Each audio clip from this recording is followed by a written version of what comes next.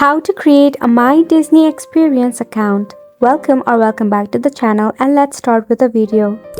Launch a My Disney Experience application. Now make sure that your application is up to date. Tap on Get Started. Tap on Continue.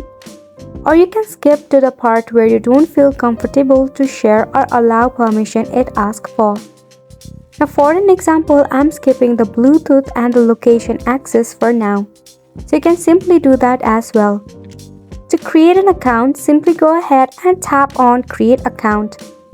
For safety reason, I was not allowed to screen record on top of it. However, I will let you know what you have to do.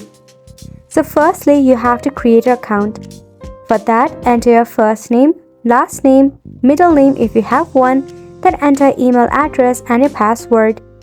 Once it is done, on to the next step, you will have to add your address.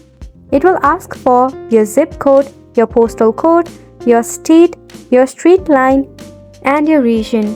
Once you enter all of the necessary information about yourself, you'll be able to create your very own Disney account.